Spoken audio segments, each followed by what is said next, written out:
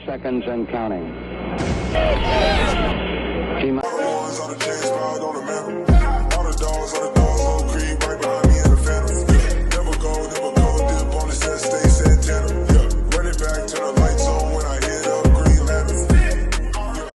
Hey, what's good, y'all? Welcome back to another video. It's Anish, and in this video, we're going to be discussing what the Texans plan on doing with Deshaun Watson. And there's a lot of conflicting reports out there, but let's dive right into it. Recently, Jay Glazer reported that the Texans are holding out hope that Deshaun Watson will change his mind and play for them again. And Glazer also reports that the Texans aren't returning calls to interested teams. And this is kind of strange because we all know Deshaun Watson doesn't want to play for the Texans.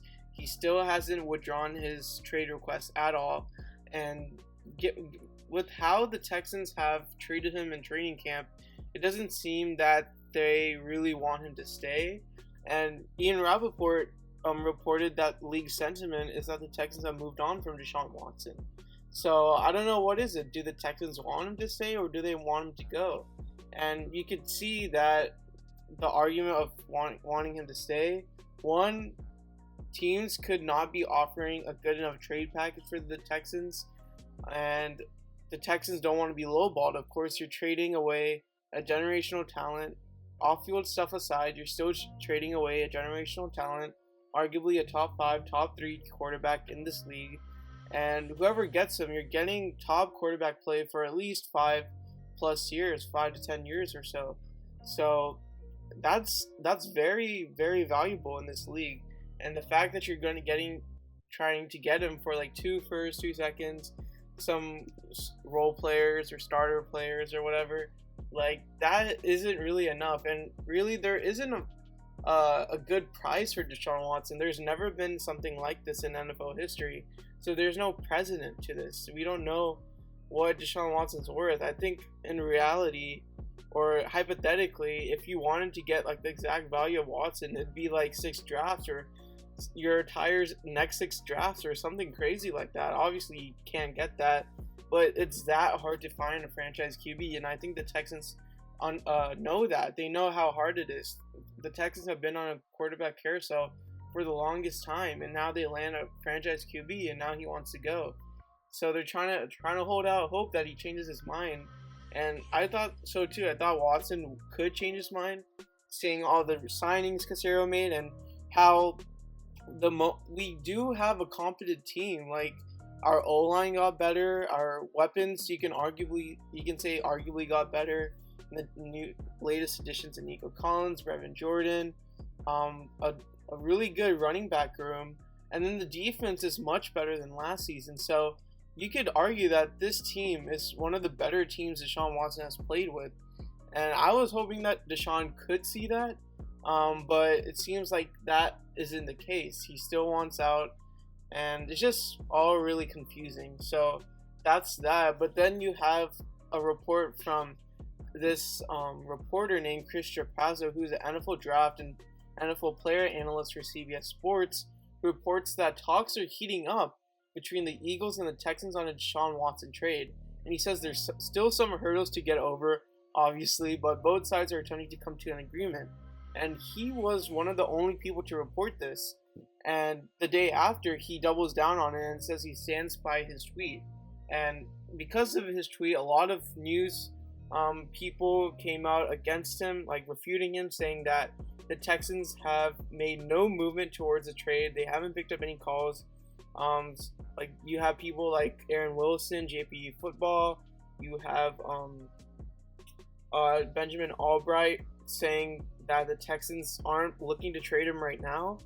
And so, but this Chris Trapazzo person, he did predict the DeForest Buckner to the Colts before anyone else. But obviously, getting one trade right doesn't make you instantly credible. I think he's still new to this field, so I don't know. But the fact that he doubles down means that he's really confident about something. Obviously, people get their sources from different places. So I don't know what kind of connections he has, but obviously I will tend to lean to trust Aaron Wilson more, just because he's just been in league circles for a longer time. But it's still interesting to see. And you have Dan Sileo. No one really likes that guy. But Dan Sileo also kind of reported something similar to what Chris Trapazzo said, and said that the Texans are looking for 2 firsts and Devonta Smith or something like that. And so yeah, but Dan Sileo is kind of a clown, so no one really listens to him. But like I said, there's a lot of conflicting reports out there. I'm not sure what the Texans are doing. I mean, the Texans, they like to keep a lot of stuff close to their chest. You know, they're not leaking a lot of information.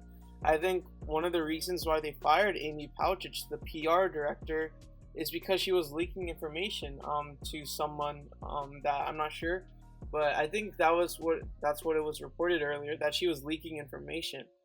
So that's why they fired her. And so I think a lot of people think that the Texans aren't doing anything just because they haven't received any information of them doing anything. So either just like a lack of knowledge, they think that nothing's going on that front, but you could argue that the Texans are just waiting it out, waiting to see if someone will offer them a good package. And you can argue that the best time to trade Watson is next offseason before the draft, when you know what the draft order is and you can maximize your return. And so, yeah, but I think in a trade, it would have heavy conditions on them, pending that Watson plays or he doesn't get suspended or something.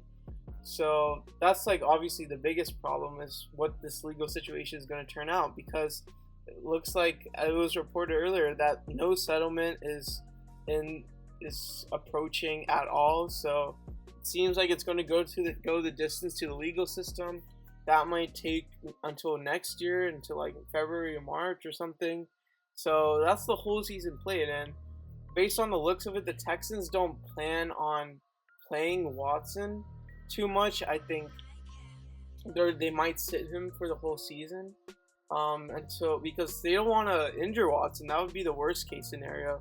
Then no team would trade for him on top of the legal issues. I think then it's just terrible if that happens. So I think it might be a trade deadline trade with Watson.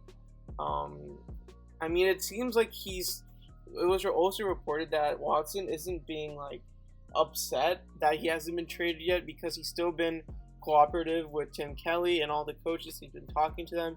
He's been coaching up Davis Mills. He's been doing all of that. So it seems like he hasn't been angry that he hasn't been traded yet, but he still wants to be traded. So there's that. So I think that part we do know for certain is what's happening right now.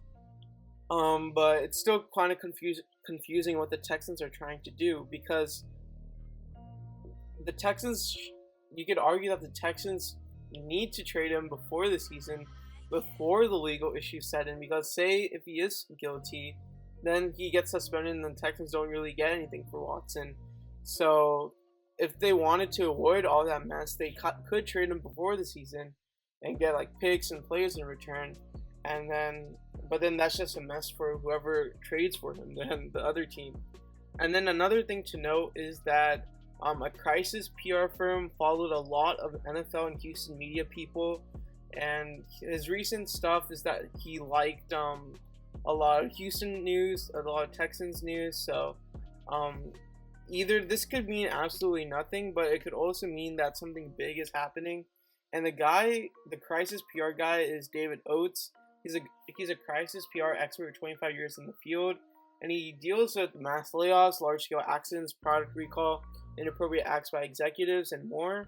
And he's been included in a lot of news stations, Huffington Post, Washington Journal, and restaurant business. And so this could either relate to like a potential follow-up from a trade, either from us or for the other team. I don't know. Maybe he followed these Houston reporters to ask them something, kind of get a feel of what's happening. But either this could mean like I said, absolutely nothing, or it could mean that something is on the horizon. And it's just going to be interesting to see what happens. Yeah, it's just kind of been a standstill. The Texans aren't returning any calls. I feel like you could think that the phone is dead at Energy Stadium or something like that. But yeah, I think this crisis PR team, I'm not sure what it's for.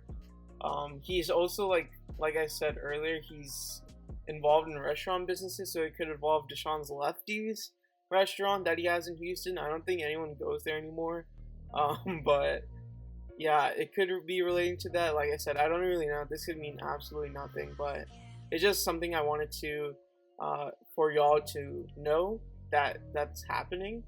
But yeah, so yeah, that's pretty much it for all the latest updates on the Deshaun Watson situation. But let me know what y'all think in the comments below. And as always, be sure to like, subscribe, and turn on post notifications. Thank y'all for watching. Peace.